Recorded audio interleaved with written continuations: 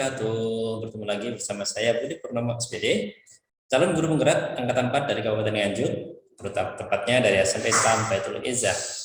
Alhamdulillah, budaya positif adalah kebiasaan-kebiasaan baik yang berlaku dalam suatu lingkungan. Lingkungan di sini tidak terbatas pada lingkungan masyarakat, tetapi juga pada lingkungan sekolahan seperti sekolah kita. Perilaku manusia.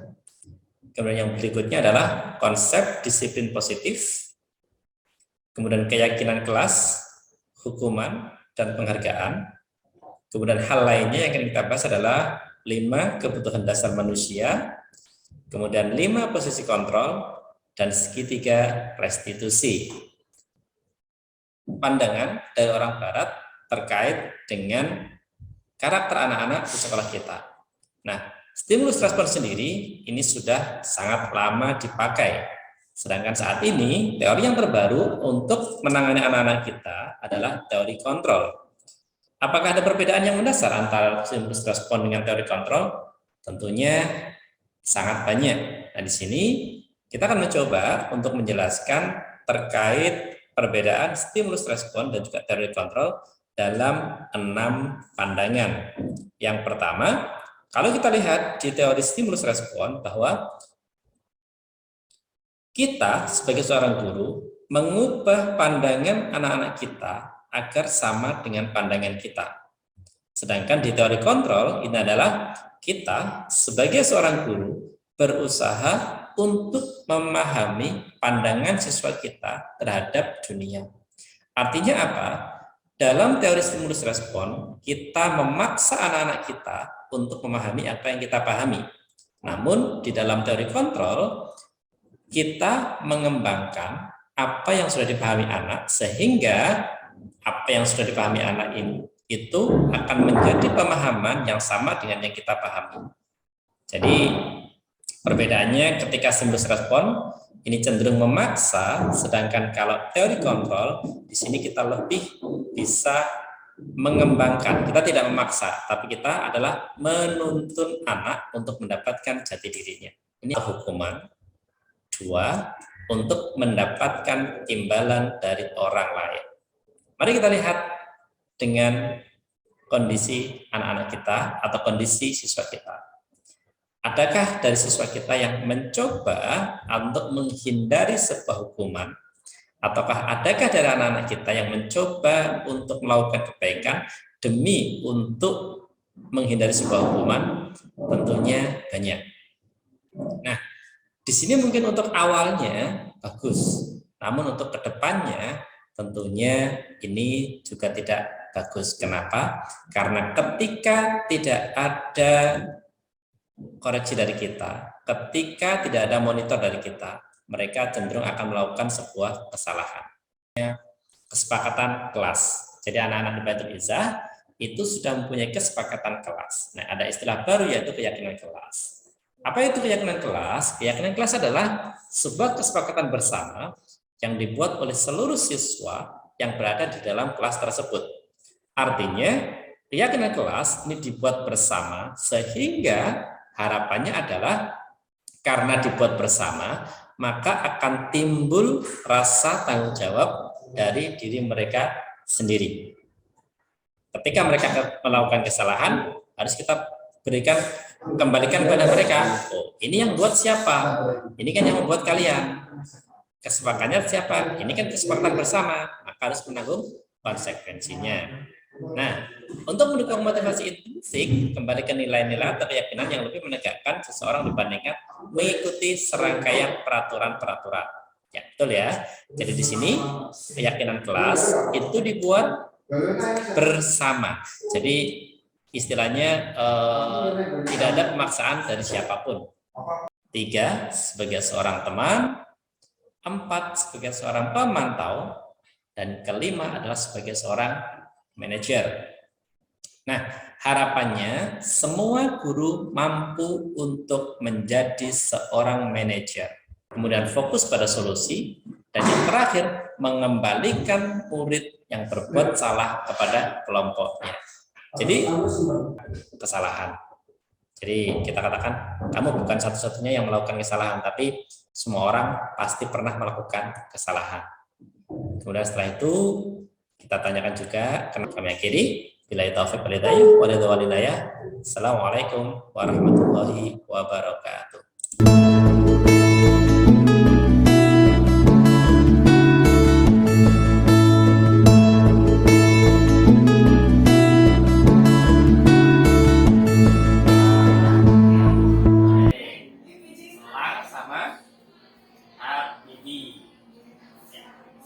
Tahu kira-kira kenapa kalian dipanggil ke sini? Ya. Kenapa Habibie? Tidur di kelas. Lang sama karena tidur di kelas. Baik. Yang pertama Habibie kembalikan dulu kepada kalian. Kenapa kalian sering tidur di kelas? Nah, menurut saya faktor saya sendiri Suka begadang terus tugasnya itu padat dan kurang istirahat. pada orang penting ya. Oke. Lang, gimana? Capean.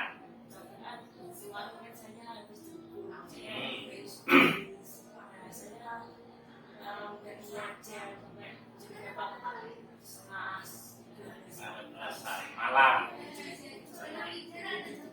Begitu. Baik. Nah, kemudian tidur di kelas itu kan sebuah kesalahan. Walaupun kalian capek, walaupun kalian begadang, itu kan pasti sebuah kesalahan. Nah, sekarang bagaimana kamu akan memperbaiki masalah ini agar tidak tidur di kelas? Kira-kira usaha apa? Saya berusaha izin pada gurunya untuk melakukan wudhu. Itu bagus. Terus Kalau saya cuci belakang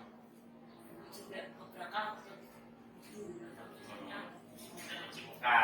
Ya, selain itu, kira-kira kalau masih ngantuk lagi, Suruh teman saya mengingatkan saya. saling mengingatkan sesuai dengan kesepakatan kelas ya, saling mengingatkan. Oke.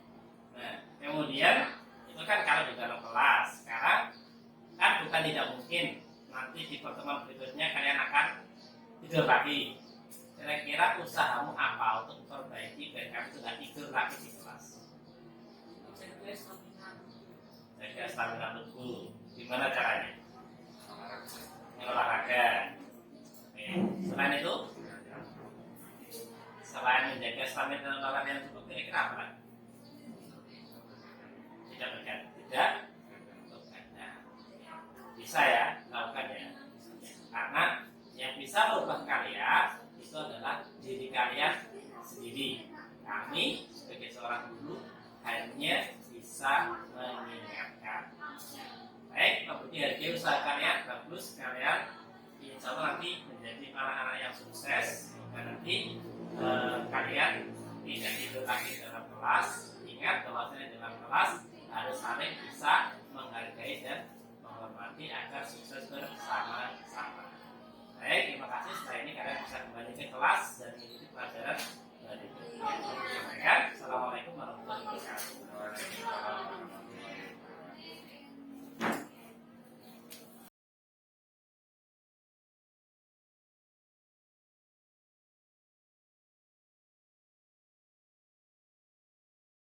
Baik, assalamualaikum warahmatullahi wabarakatuh. Waalaikumsalam. Arya sama Isra. Baik, terima kasih sudah hadir di ruangan ini. Kira-kira kalian tahu nggak kenapa kalian dipanggil? Nggak tahu? Ada yang nggak tahu? Ya, oke. Ini tadi kebetulan Pak Budi mengikuti sholat duha. Kemudian Pak Budi melihat Arya dan Isra ini berdiri. Ya, nah berarti kita tahu kesalahan kita apa? Terlambat sholat duha. Baik, terlambat sholat duha ya. Nah, baik. Kira-kira kenapa kalian terlambat sholat duha? Saya tanyakan kepada kalian dulu. Kalau saya Pak, ikuti bulat. Bulat pengen ke belakang ya. Itu aja alasannya. Kalau kalian? Saya telat Bangun, terus waktu berangkat lupa kalau ada yang tinggal lagi jadi nggak balik lagi. Oke. Kalau boleh tahu rumahnya mana? Jauh nggak? Kalian? sekitar 7 kilo. Kilo. Masa 19.3. Dekat berarti ya? Berarti jarak bukan masalah. Masalahnya tadi kamu berat, belakang. Kalau kamu Tadi pak. Baik. Nah, apapun alasannya, tentunya ketika sholat duha dengan terlambat itu kan sebuah kesalahan atau sebuah pelanggaran yang kalian lakukan. Nah, jadi karena sebuah pelanggaran itu pasti ada konsekuensinya, kira-kira apa yang akan kalian lakukan untuk memperbaiki masalah ini? Nah, kira-kira apa? Minta maaf dulu tiket. Minta maaf. Kemudian kalau kalian membantu membersihkan masjid, kelas. Kalau kamu berani nggak minta maaf? Berani ya. Oke, bagus. Nah kemudian Abu tidak ingin kesalahan ini terulang untuk kedua kalinya. Kira-kira usahamu apa biar kamu tidak terlambat lagi untuk sholat duha? Doa lebih dulu sebelum berangkat. Ya, otomatis bangun harus lebih pagi. Artinya bangun jam 7, terus mau masuk baru belakang. Lari ya. bangun di pagi terus nyiapin barang yang belum sholat. Oke. Nah, bagus ya. Menyiapkan barang-barang ke sekolah ketika malam hari. Jangan sampai pagi hari. Kalau pagi hari pasti buru-buru. Kalau buru-buru kan biasanya kalian akan lupa yang lain sebagainya. Gitu ya. Kemudian yang berikutnya, kamu dihargai usaha kalian untuk melakukan perubahan yang lebih baik.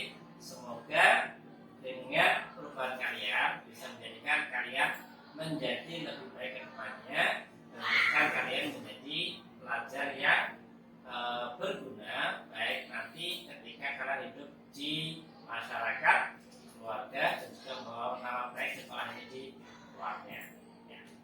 Ya, ucapkan terima kasih untuk Mas Arya dan Mas Isra. Semoga setelah kejadian ini kalian bisa semakin tertib dan semakin lebih baik.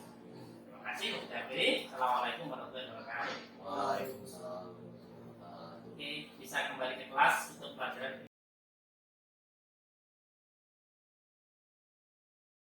Wabarakatuh. Baik, alhamdulillah. Hari ini kita bisa memulai kembali pelajaran bahasa Inggris. Baik. Sebelum kita mulai, ini sudah beberapa pertemuan kita laksanakan. Kemudian dari evaluasi yang ada, ternyata kelas ini belum mempunyai kesepakatan yang disepakati bersama-sama. Masih ada yang tidur, masih ada yang rame, masih ada